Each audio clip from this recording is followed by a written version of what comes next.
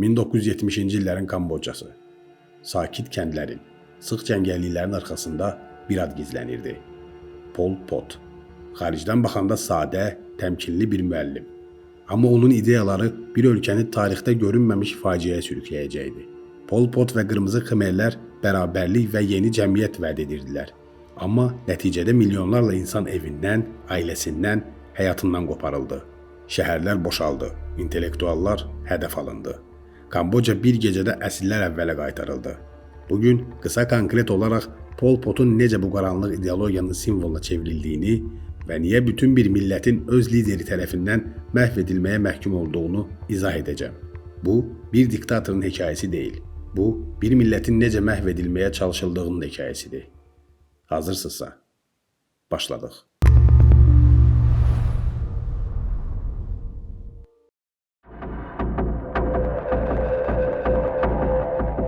20-ci əsrin tarixi insanlığa qarşı törədilmiş bir çox cinayətlərlə doludur.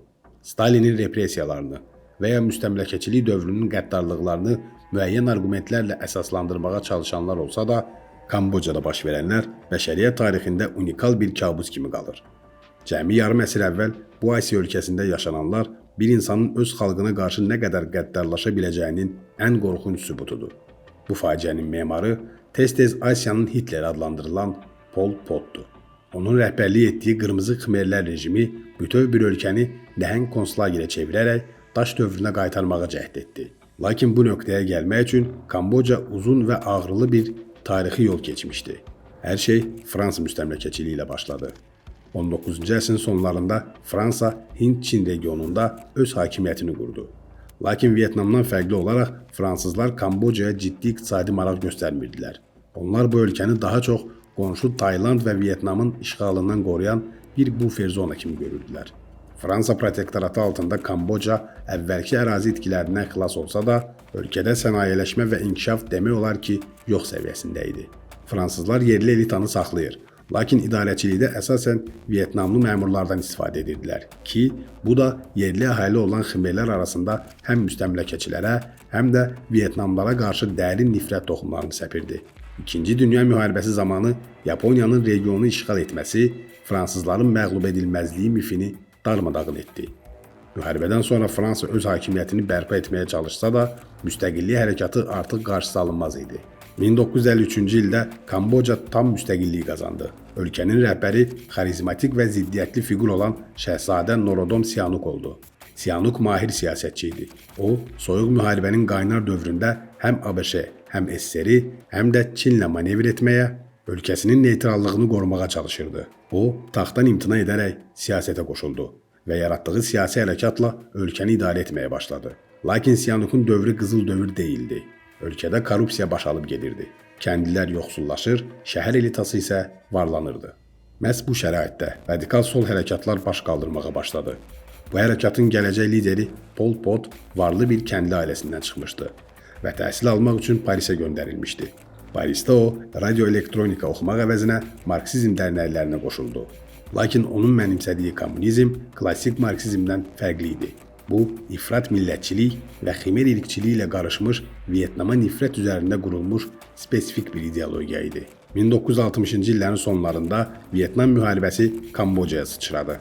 Şimali Vyetnam ordusu Kambodca ərazisindən cənuba silah daşımaq üçün istifadə edirdi. Buna cavab olaraq ABŞ Kambodcanı gizli şəkildə bombalamağa başladı. Əməliyyatlar çərçivəsində ölkəyə yüz minlərlə ton bomba yağdırıldı. Bu bombardımanlar kənd təsərrüfatını məhv etdi. Minlərlə dinc sakini öldürdü və ən vacibi, kəndliləri radikallaşdırdı. Evi və tarlası yanan kəndli üçün Qırmızı Xmerlər yeganə xilaskar və qisasçı qüvvə kimi görünürdü. 1970-ci ildə general Lon Nol ABŞ-nin dəstəyi ilə dövlət çevrilişi edərək Şəhzadə Sihanouk'u devirdi. Lon Nol rejimi korrupsiyalaşmış və zəif idi. Hakimiyyətini itirən Sihanouk isə ən böyük səhvini etdi. O, keçmiş düşmənləri olan kommunistlərlə, Qırmızı Xmerlərlə ittifaq qurdu. Şəhzadənin çağırışı ilə minlərlə kəndli Pol Potun ordusuna qoşuldu. Çindən gələn silahlar və Vyetnam ordusunun dəstəyi ilə Qırmızı Xmerlər gücləndi. 1975-ci ilin aprelində ABŞ Vyetnamdan çəkildikdən qısa müddət sonra Pol Potun qara geyimli, qırmızı şərfli əskərləri paytaxt Phnom Penhə daxil oldular. Xalq onları sülh gətirəcəkləri ümidi ilə qarşıladı. Lakin bu, cəhənnəmin qapısının açılmasıydı.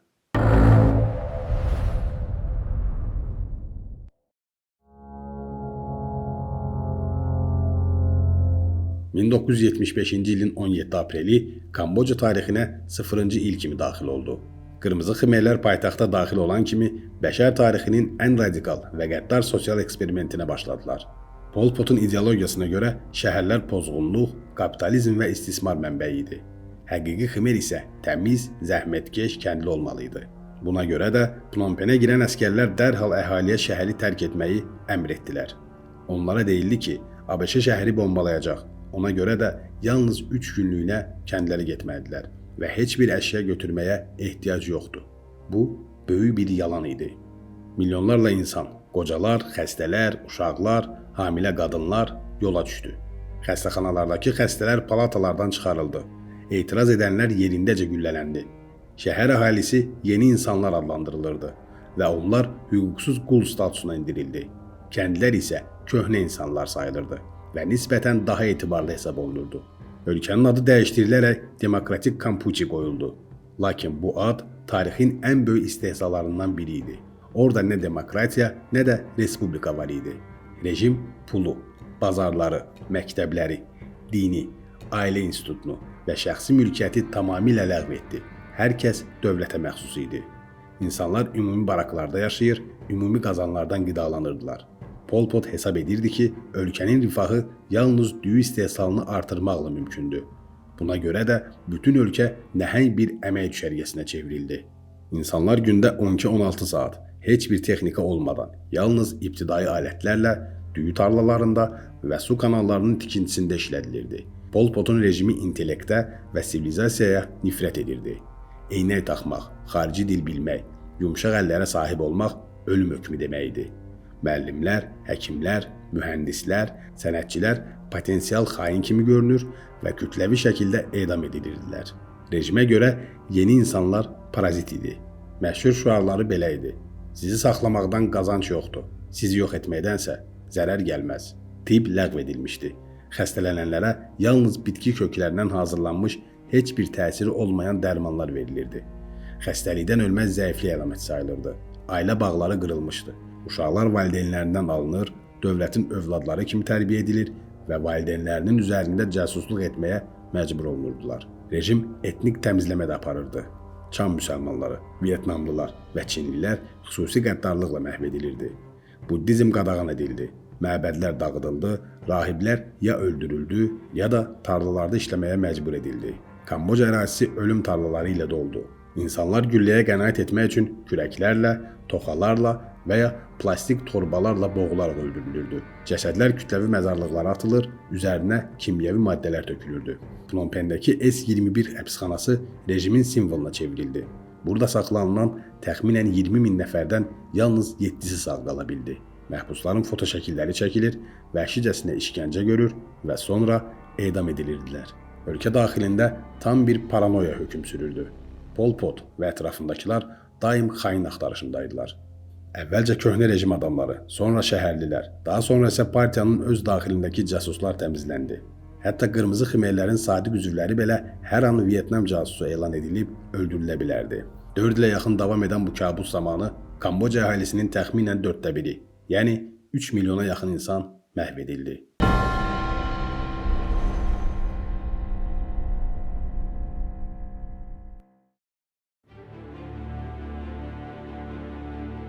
Qırmızı Xmerlər rejiminin paradoksu ondaydı ki, onlar hakimiyyətə gəlmək üçün Vyetnamın dəstəyindən istifadə etsələr də, hakimiyyətdə olduqları müddətdə ifrat anti-Vyetnam milliyyətçiliyi yürütdülər. Pol Pot qədim Xmer imperiyasını bərpa etmək xülyası ilə yaşayırdı və Cənubi Vyetnamın tarixən Xmerlərə aid olduğunu iddia edirdi. Bu paranoyak millətçilik rejimin sonunu gətirən əsas amil oldu. 1977-ci ildən etibarən Qırmızı Xmerlər Vyetnam sərhəd kəndlərinə hücumlar təşkil edir, dinc əhalini, qadınları və uşaqları vəhşicəsinə qətlə yetirirdilər. Vyetnam əvvəlcə təmkinli davransa da, Pol Potun təxribatları bitmək bilmirdi. Pol Pot Çinin dəstəyinə güvənərək Vyetnamı məğlub edə biləcəyinə inanırdı. O, öz radiosunda lovğalıqla bəyan edirdi ki, hər bir Kambocalı əskər 30 Vyetnamlını öldürərsə, müharibəni udacaqlar. Bu, reallıqdan tamamilə uzaq bir yanaşmaydı. Vyetnam ordusu regionun ən təcrübəli və güclü ordusuydu. 1978-ci ilin dekabrında Vyetnamın səbri tükəndi və geniş miqyaslı hücuma keçdi. Qırmızı Xmerlərin ordusu aclıqdan zəifləmiş və mənəviyyatı sınmış haldaydı. Kəndlilər onları müdafiə etmək istəmirdilər. Vyetnam ordusu cəmi 2 həftə ərzində 1979-cu ilin yanvarında Phnom Penh'i ələ keçirdi. Pol Pot və onun sadiq qüvvələri Tayland sərhədinə, keçilməz cəngəlliklərə qaçdı. Demokratik Kampuçi rejimi süqut etdi, lakin müharibə bitmədi. Ən dəhşətli məqamlardan biri dünya siyasətinin riyakarlığı idi. Soyuq müharibə məntiqi ilə hərəkət edən ABŞ, Çin və Tayland Vyetnamın Kambodjada möhkəmlənməsini istəmirdilər. Buna görə də Qərb ölkələri və Çin uzun illər boyu Pol Potu və Qırmızı Xmerləri Kambodjanın legitim hökuməti kimi tanımağa davam etdilər. BMT-də Kambodjanın yerini 90-cı illərə qədər Qırmızı Xmerlərin nümayəndəsi tutdu. Pol Pot cəngəlliklərdə gizlənir, Taylanddan və Çindən yardım alır, partisan müharibəsini davam etdirirdi. Lakin zaman keçdikcə Qırmızı Xmerlər zəiflədi. 1990-cı illərdə krallıq bərpa olundu və hökumət Qırmızı Xmerlərin rəhbərlərinə amnistiya təklif edərək onları parçaladı. Bir çox liderlər təslim oldu. Pol Pot isə getdikcə təklənirdi. 1997-ci ildə o, öz köhnə silahdaşı Son Seni və ailəsini vəhşicəsinə öldürtdü. Buna cavab olaraq digər bir komandir Ta Mok Pol Potu həbs etdi və ona qarşı xalq məhkəməsi qurdu. Lakin bu məhkəmə sadəcə şou xarakteri daşıyırdı və ona ömürlük ev dustaqlığı verildi. Pol Pot, milyonlarla insanın qatili 1998-ci ilin aprelində 72 yaşında yatağında öldü.